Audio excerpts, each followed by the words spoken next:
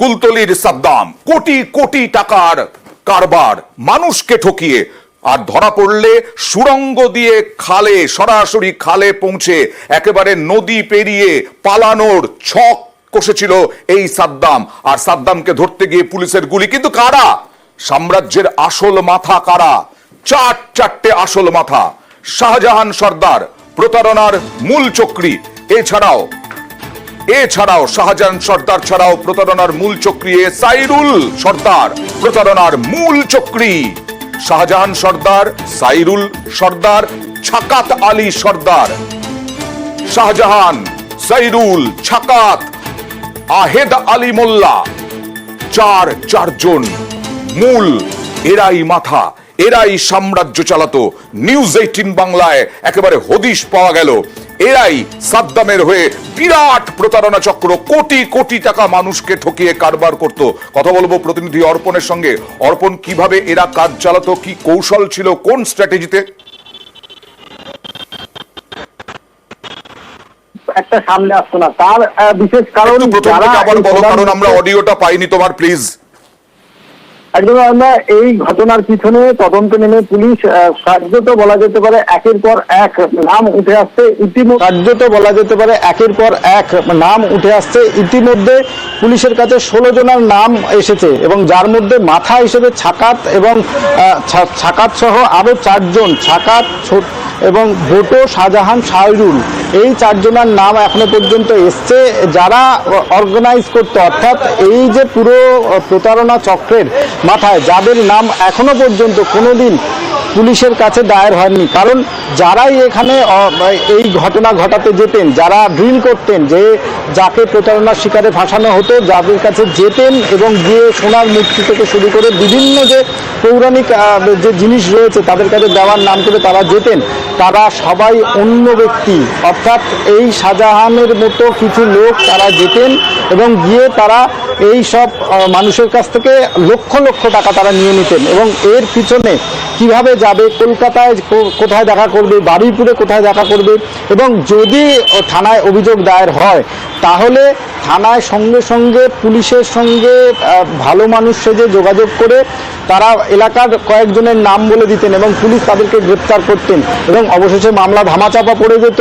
এইভাবেই দীর্ঘদিন বাম আমল থেকে, অর্থাৎ 15 থেকে 20 বছর এই এলাকায়, এই যে পয়তারহাট এলাকা, সেখানে এইভাবেই তারা সাম্রাজ্য বিস্তার করেছিলেন। আমি পুলিশ যখন এলাকায় বুঝিয়ে দিই নিউজ 18 বাংলার দর্শকদেরকে, যা বলছেন আমাদের প্রতিনিধি, টাকার বিনিময়ে গ্রামের লোকজনদের একাংশকে দলে টেনেছিল বলে এখনো পর্যন্ত যা জানা যাচ্ছে। প্রতারণার ঘটনায় আগে একাধিকবার পুলিশের কাছে অভিযোগ হয়েছিল, কিন্তু প্রতিবারই পরিকল্পনা করে গ্রামের 2-1 জনকে এগিয়ে দেওয়া হতো। তারা পুলিশের কাছে দায় স্বীকার করে আত্মসমর্পণ করত, ফলে চাপা পড়ে যেত মামলা, আর এদিকে কাজ চালিয়ে যেত সেই মাথারা। কদিন পরে জামিন পেয়ে কাজে ফিরত তারা। প্রতারণা কিভাবে করত? সোনার মোহর পাওয়া গেছে বা বিভিন্ন ধরনের অ্যান্টিক জিনিসপত্র পাওয়া গেছে, এগুলো ফোন করে করে ডেকে আনা হতো। এই কুলতলিতে, বারুইপুরে লক্ষ লক্ষ টাকা নিয়ে যেতেন বহু মানুষ এবং তাদেরকে মারধর করে তাদের কাছ থেকে সমস্ত টাকা পয়সা সব কেড়ে নেওয়া হতো। অর্পণ, এদের এই 4 জনও কি ফেরার সাদ্দামের মতোই? একদমই, 4 জন সাদ্দাম সহ সাইরুল গতকাল যে গুলি চালিয়েছিল, ছাকাত, সাইরুল, শাহজাহান, এই সব ভোটো, এই যে নামগুলো উঠে এসেছে প্রত্যেকেই এখন তারা এলাকা ছাড়া এবং পুলিশের কাছে ইতিমধ্যেই 16 জনের নাম এসছে।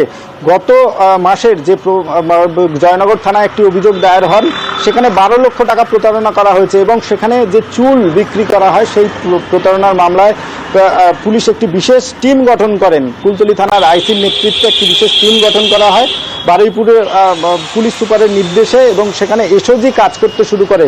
এসওজির যে টিম, তারা টেকনিক্যালি জানতে পারে একের পর এক ফোনে কার সঙ্গে কার কন্ট্যাক্ট করা হচ্ছে এবং সেখান থেকেই ইতিমধ্যে পুলিশের কাছে 16 জনের নাম আসে। তারপরে এই গতকালের যে ঘটনা, সেখানেও 10 জনের নাম উঠে আসে। সমস্তটাই হতো একটা ছবির মতো। পুরো ঘটনায় টাকার বিনিময়ে তারা গিয়ে সারেন্ডার করতেন, অভিযোগ হলেই অভিযুক্ত গ্রেপ্তার হয়ে যেতেন এবং তাদের কাছে আরো একবার একটু এই 4 জন মাথার ছবি দেখাবো। সাদ্দাম তো আছেই, কুখ্যাত দুষ্কৃতী। সাদ্দাম ফেরার, এরাও ফেরার। শাহজাহান সর্দার, দেখুন প্রতারণার মূল চক্রী সাইরুল সর্দার, প্রতারণার মূল চক্রী এরা। সাদ্দামের মাথা ছাকাত আলী সর্দার, প্রতারণার মূল চক্রী। আহেদ আলী মোল্লা, প্রতারণার মূল চক্রী। আর এই দুষ্কৃতী, কুখ্যাত দুষ্কৃতী সাদ্দামের ঘরে গতকালই সুড়ঙ্গের খোঁজ পাওয়া গেছে। খাটের তলায় যা গিয়ে পড়েছে খালে, সেই খাল মিশেছে ঠাকুরান নদীতে। এই সাদ্দামকে ধরতে গিয়ে আক্রান্ত হতে হয়েছে পুলিশকে। অভিযোগ, পুলিশকে লক্ষ্য করে চালানো হয় গুলি। পুলিশের হাত থেকে সাদ্দামকে ছিনিয়ে নেয় তার পরিবার এবং গ্রামবাসীরা। দেখুন,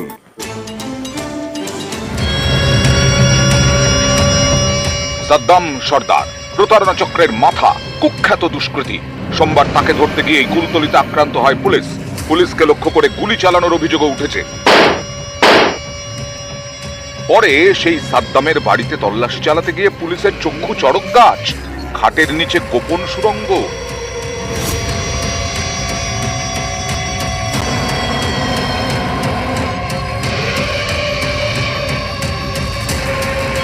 সাদ্দাম সর্দারের বাড়ির ভেতরের যে খাট, সেই খাটের নিচে গুপ্ত সুড়ঙ্গ। এই সুড়ঙ্গ দিয়েই সরাসরি সে পাশের যে খাল রয়েছে সেই খাল দিয়ে সে বেরিয়ে যেতে পারত। এবং পুলিশ যেটা মনে করছেন, বিভিন্ন সময় পুলিশ যখন তার বাড়িতে রেড করতে আসতেন সেই সময় এই সুড়ঙ্গ ব্যবহার করতেন। এই যে সুড়ঙ্গর বাইরের আউটলেট করা রয়েছে, এই সুড়ঙ্গ দিয়ে সে সরাসরি পাশের যে খাল রয়েছে সেই খাল পার হয়ে যে মাঠ রয়েছে সেই জলা জমি দিয়ে বিভিন্ন এলাকায় পালাতেন। লম্বায় 40 থেকে 42 ফুট, চওড়ায় 5 ফুট। হামাগুড়ি দিয়ে যেতে হবে। সাদ্দামের ঘরে খাটের নিচ থেকে সুড়ঙ্গ গিয়ে মিশেছে বাড়ির পাশের কাঁকড়ার খালে।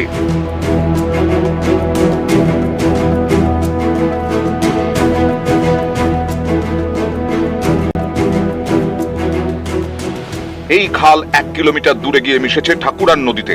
স্থানীয়দের দাবি, বাড়ির পাশে খালে অনেক সময় ছোট ডিঙি নৌকো দাঁড়িয়ে থাকতে দেখা যেত। পুলিশের সন্দেহ, ডিঙিতে চেপে যাতে পালানো যায় তাই এরকম ব্যবস্থা করে রেখেছিল সাদ্দাম।